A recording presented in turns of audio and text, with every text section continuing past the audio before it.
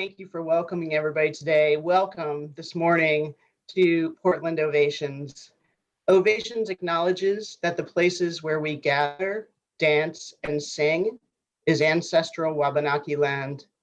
We wish to pay respect to the Abenaki, the Maliseet, the Mi'kmaq, the Passamaquoddy, the Penobscot, and their elders, past, present, and future.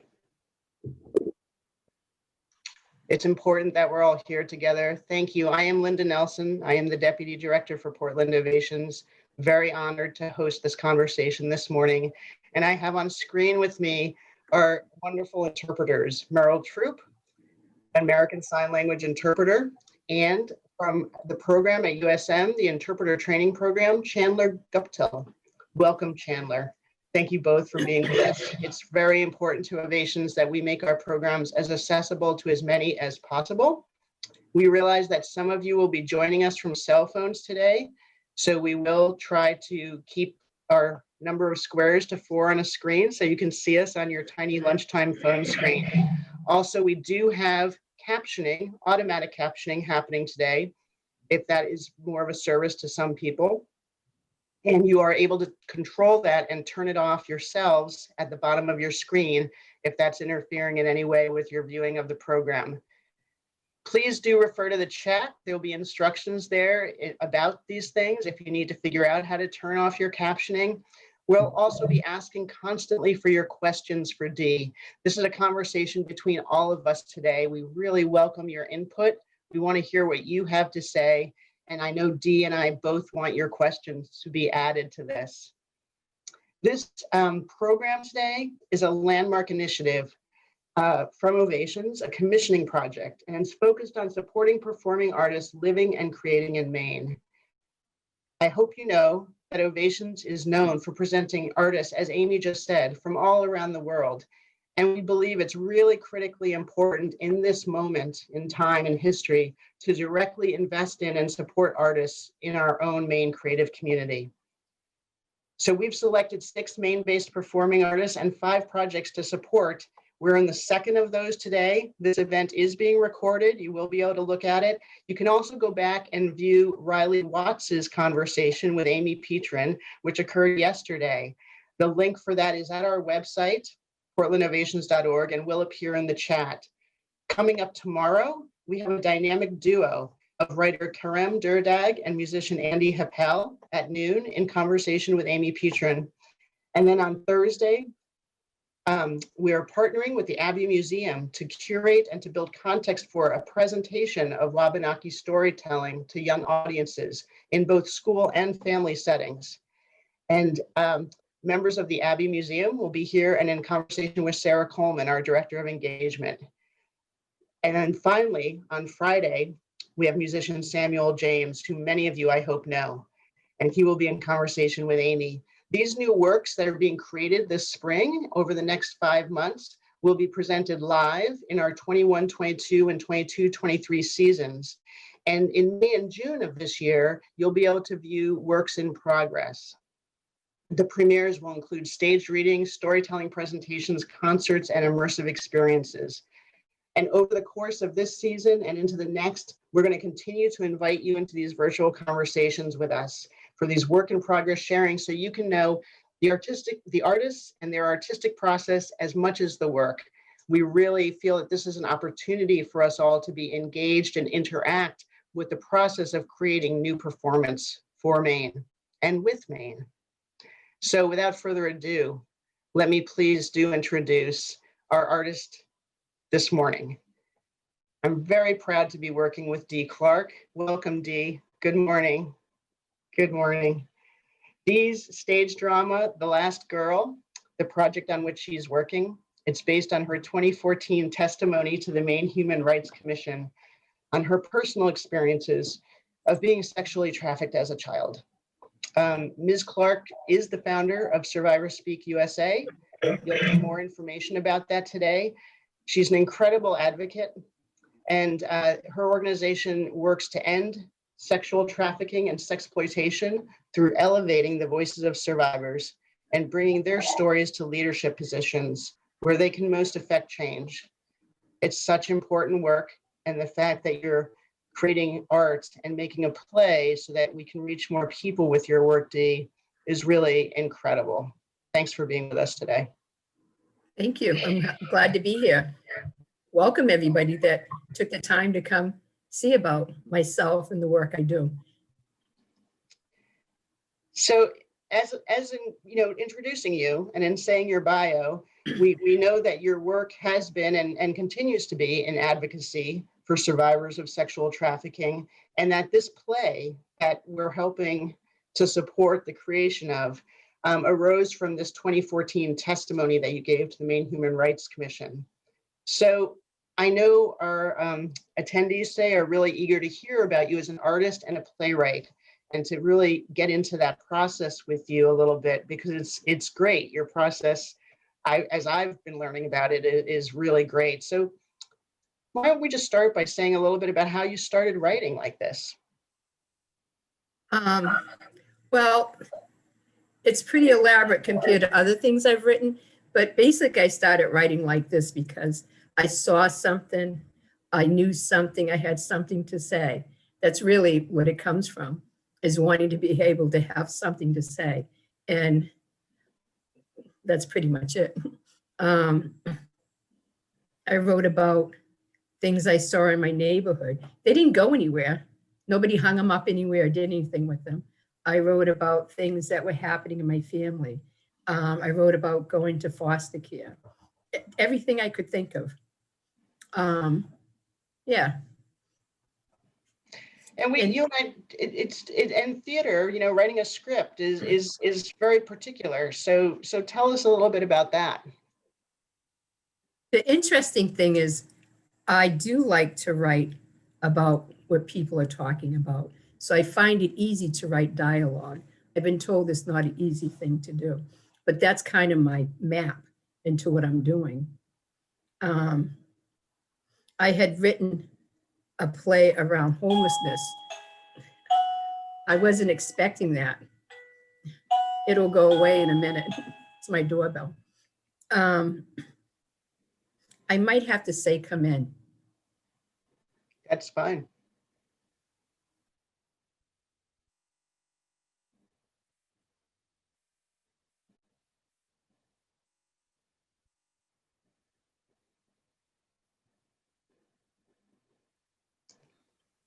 It's exactly what I was hoping to come later. I beg your pardon.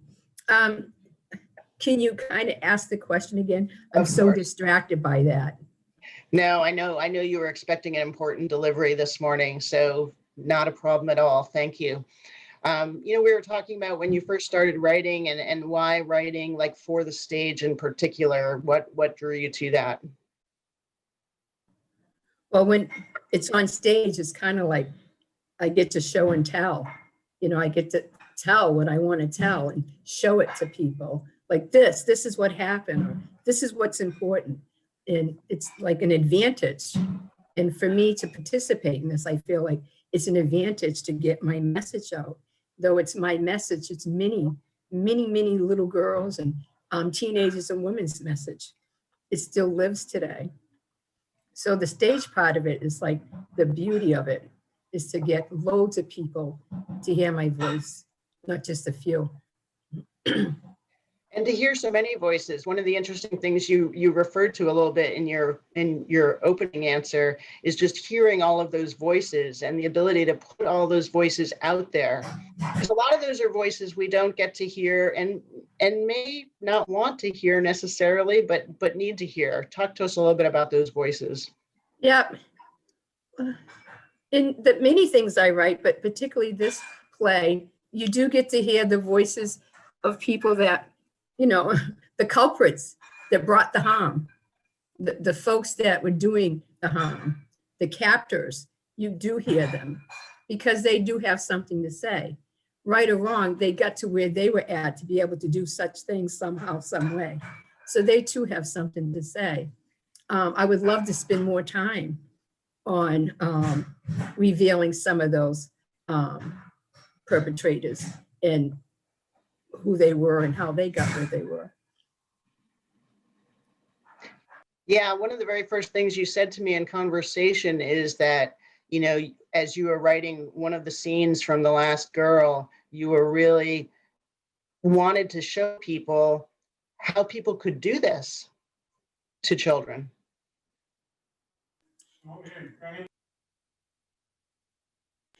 Yes. I mean, to imagine it, people can get upset and know how horrible, but the fact that human beings are doing these things, you know, and they're still walking amongst us, it's still happening. It hasn't ended, but not to stick up for that person, but how did they get there? You know, you will see somewhat in Last Girl what shaped that last girl to be the woman she ended up being. Because when she was not with the captors, the people that stole her and kept her, she ended up going into that life anyway. But you see what shaped her and what shapes these little boys to grow up to do these horrendous things to other little girls and women. You know, not that it's okay, but something happened on the way to their adolescence, to their adulthood, to manhood that helped shape that too. Right. I know. I think people, you know, we all too often think about people who perpetrate terrible things on other people as these kind of evil, as their separate category of people. And I think what you're doing with your play is showing the humanity in everybody, as hard as that is for us to. Yeah. It's horrendous and horrible, and it has to be stopped. It's not an excuse, but to kind of try to look, how did that person get there? You know, like, I don't know how many years ago, this whole war on drug shit stuff. People started wanting to know, who are these little boys selling drugs? How could they be carrying guns at this age? And where I come from, that's the truth of the matter for me. I go home, I go to Worcester. That's exactly what's happening there. But how does that happen? And people started to wanting to find out why, and they start to see the neighborhoods they live in, and they start to see the lack of loads of things, loads and loads of things, access to nothing. And you start to recognize that, unfortunately, race plays into this, you know, and some folks have more than others. Some kids have access to more things than others, including safety. Yeah. Yeah. And in fact, we just had a question and a comment from one of our attendees. Thank you, Amy Gallant, for your comment and question. When she was a student, a graduate student down at New York University, you apparently came and were a speaker there. And the class itself was about human trafficking, and much of it was, of the content was about international trafficking and not what happens here in the US. Do you think this is a common misperception, this idea that it doesn't happen here? People are always surprised. People are really surprised. And then I'm surprised because I think, why wouldn't you know that? That it is happening here, it's happening in Maine, and that it's just as big of an unfortunate industry as it is overseas. It is girls, boys too, teenagers, women, even women in their 50s that this is happening to right here. Several years ago, Hornby and Zella did this study for Mikasa, and it turned out they discovered that 250 to 300 Maine women that were born here, went to school here, were being trafficked. Some of the women that are in my program, Survivor Speak Salt, were talking about in Boston how many women she had met that were from Maine. So yeah, it's happening even in our neighborhood. Yeah, we walk exactly. amongst you. Yeah, yeah. Yeah, and thank you for bringing those voices to light. You have a wonderful ear for dialogue. Your writing, the dialogue is, and it's probably, my guess is it's because you hear it, because you remember it, because these were scenes from your own experiences. Is there anything more you want to say about that, about hearing those voices and what that feels like as you put them on the page? Yeah, because we're not really heard. you know. I'll talk a moment right now, presently, that when I started doing this type of advocacy, I've been doing advocacy for ages and ages, over 20 years around poverty and homelessness with Homeless Voices for Justice. And when I started doing advocacy around sexploitation, loads of people, you know, held me up and said, yes, we know who you are, we believe you, but still they have information from myself and now other recovered survivors, and they don't listen. They don't take our suggestions. You know, we're kind of pushed aside, and it's the other players that stay in the forefront. I call them the status quo. They need to step aside and put us survivors up front. Take our advice, listen to our voice, hear us speak, you know, and make some changes. So otherwise, we just keep going around in a circle and people keep falling off and not being seen, not being heard, and not being assisted. So I think that's one of the favorite things that happen for me as an advocate and a mentor, is watching people start to have a voice, letting go of some shame and seeing how what community and society does to keep them oppressed. Yes, it's really important to be able to put someone else's voice in words that someone can speak for them, if not themselves. Yeah, and so we see here with this play, you know, another way. You're an eloquent speaker, you're an eloquent advocate and a writer for survivors everywhere. And with the play, it gives us another avenue for kind of emotionally understanding what you personally went through and what survivors do go through. And some of it is obviously pretty horrifying. And, you know, we're sorry that for you and the other survivors that's something that you've had. It is horrifying. Yeah. And I'm fully recovered and have lots of joy in my life. I'm not afraid of things, but it is horrendous. And it really caused havoc in my life as a young mother, because then the PTS came, all of that came. And I was fortunate enough to be able to get the right appropriate services to help myself. And with, you know, in your play, you use all the great pieces of theater. Theater is very multidisciplinary. So it gives you access to expressing some of these stories and some of these reactions and the impact of it through music and through dance, as well as through language. Yeah. And just talk a little bit about how you're using those components. Yeah, they're really important to me. Lots of people said, you know, this, just stick with the script. You don't need music, no dance, don't make it a musical. And it just is such, like, it's a great boost to tell the story. So music can set not just the mood or show what actors' emotional state is, you know, but it also can set the time, you know, the era when this music was out. But not always can you see the expression of an actor, but music can help, you know, rather it's a scary moment, an anxious moment, or a sad moment. So music plays a big deal. But also dance.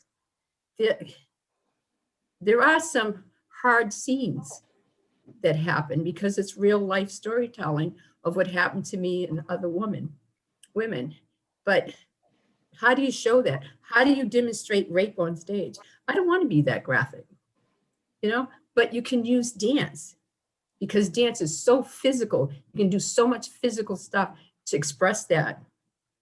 And when you're in that life, I'm going to use some terminology. You're having sex over and over. You're turning tricks over and over and over again.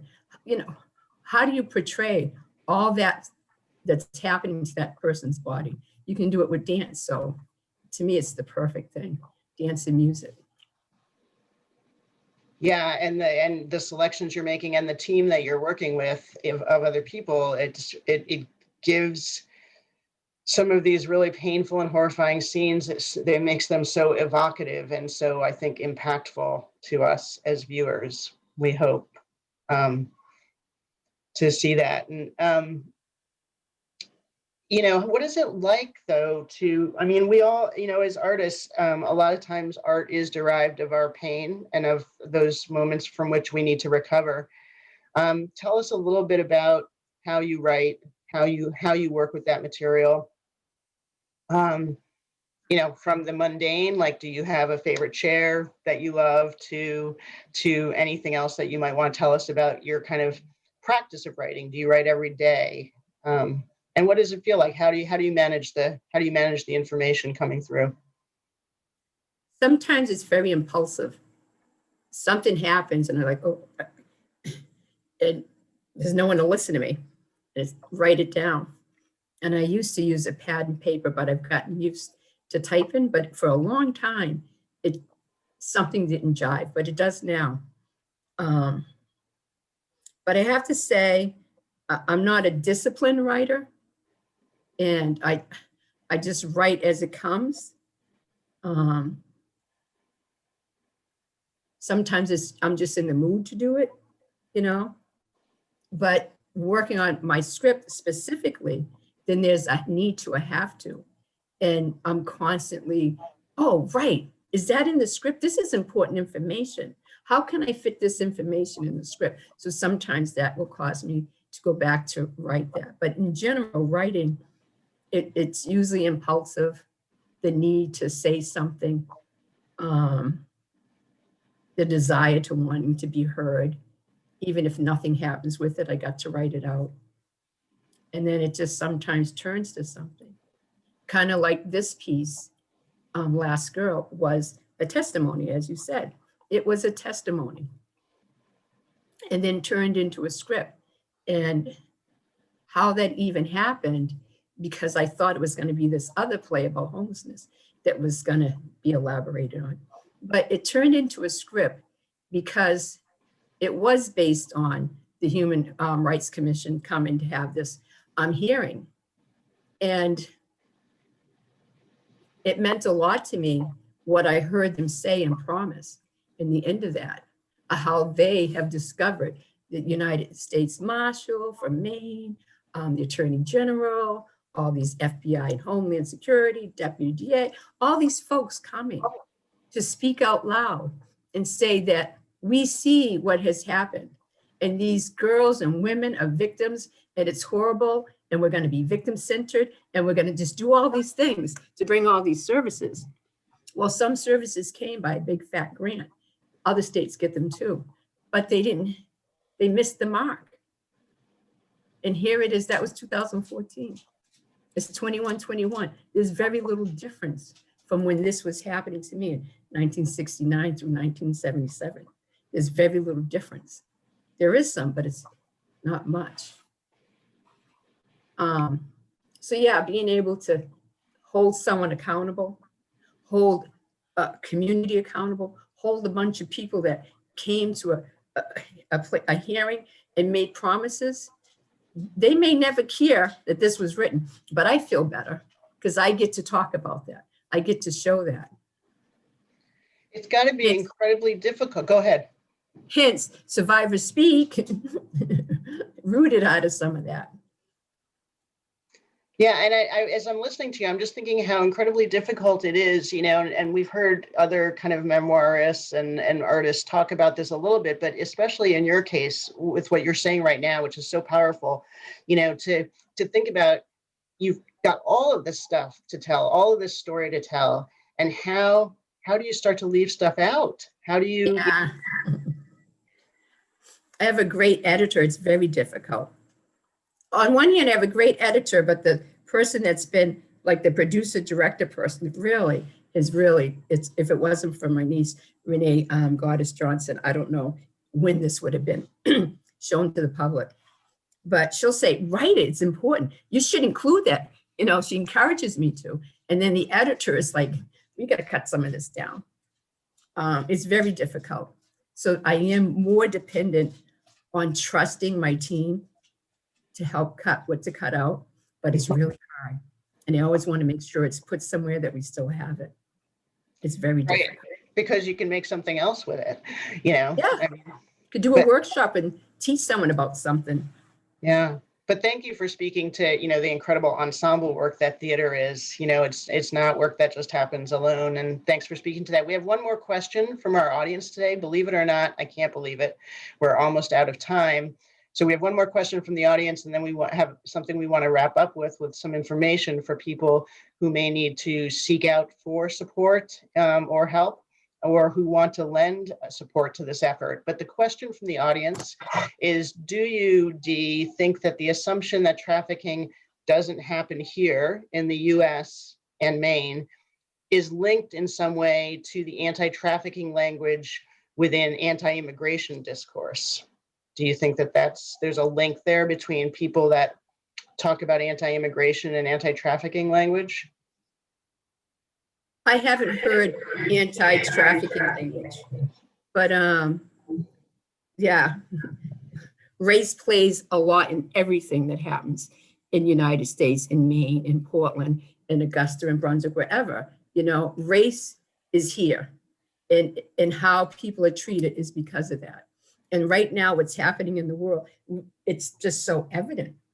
The pictures that are hung up in the Capitol, one someone who believed in slavery and the other who, it's crazy. So as far as anti-immigrants, I don't think it says that means it's not happening here. I don't think that is, but now I want to investigate that. But I don't see how that would make someone think it isn't happening here. Right. But not used to cover it up. But thank you also for the link. I think the very important link to the systemic racism that exists and its impact in this issue in particular, because, and a lot of what we've been talking about today, and because your play, The Last Girl, on which you're going to be working over these next months, is so embedded in your advocacy work. Let's just kind of wrap up for everybody today by speaking about the educational components and also how people can get support if they need to.